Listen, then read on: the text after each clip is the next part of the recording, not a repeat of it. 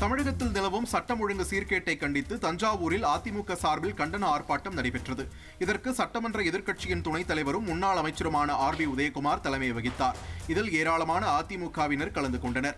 ஆர்ப்பாட்டத்தில் பேசிய முன்னாள் அமைச்சர் RB உதயகுமார், முதலமைச்சர் மு.க. ஸ்டாலின் டெல்லியில் நிதி ஆயோக் மாநாட்டில் பங்கேற்க சென்றதை சுட்டிக்காட்டி, கடந்த 3 ஆண்டுகளாக தமிழகம் புறக்கணிக்கப்படுகிறது என கூறி நிதி ஆயோக் மாநாட்டில் பங்கேற்காத முதலமைச்சர் தற்போது வழக்குகளில் சிக்கியவர்களை காப்பாற்றுவதற்காகவே டெல்லி சென்றுள்ளதாக விமர்சித்தார்.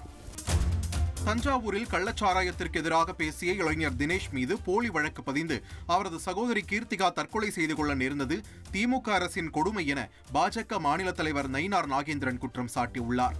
கீர்த்திகா மரணத்திற்கு நீதி கோரி அவரது குடும்பத்தினர் தேசிய SC/ST ஆணையத்தில் மே 22ஆம் தேதி நேரில் ஆஜராகுமாறு மே 17ஆம் தேதி ஆட்சியரால் பெறப்பட்ட கடிதம் மிக தாமதமாக கடந்த மே 20ஆம் தேதிதான் அவர்களுக்கு கிடைத்ததாகவும் குற்றம் சாட்டியுள்ள அவர், என்னங்க இனி வீட்டு வேலையில கொஞ்சம் அதிக ஒத்தாசையா இருக்கணும்.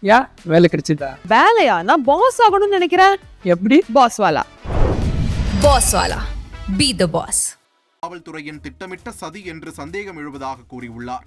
இந்த நிலையில் உடனடியாக விமானம் மூலம் அவர்கள் டெல்லி செல்ல தென்காசி மாவட்ட தலைவர் ஆனந்த் சாமி சொந்த செலவில் உதவியுள்ளதாக குறிப்பிட்டுள்ள நயினார் நாகேந்திரன், பாதிக்கப்பட்ட குடும்பத்தினருக்கு தக்க நீதி கிடைக்கும் என்று நம்புவதாக தெரிவித்துள்ளார்.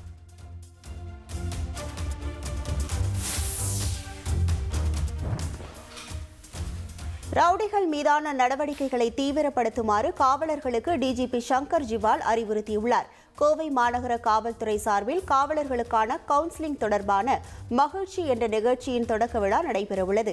இந்த நிகழ்ச்சியை தமிழக சட்டம் ஒழுங்கு DGP சங்கர் ஜிவால் தொடங்கி வைக்கிறார். இதற்காக கோவை சென்ற அவர் மேற்கு மண்டல காவல்துறை அதிகாரிகளுடன் ஆய்வுக் கூட்டம் நடத்தினார். இதில் கோவை மற்றும் சேலம் சரக DIG-க்கள் மற்றும் 8 மாவட்ட காவல் கண்காணிப்பாளர்கள் கலந்து கொண்டனர். இந்த கூட்டத்தில் போதைப் பொருள் விற்பனை செய்பவர்கள் மீது கடும் நடவடிக்கை எடுத்தல், ரவுடிகள் மீதான நடவடிக்கைகளை தீவிரப்படுத்த DGP அறிவுறுத்தியதாக அதிகாரிகள் தெரிவித்தனர்.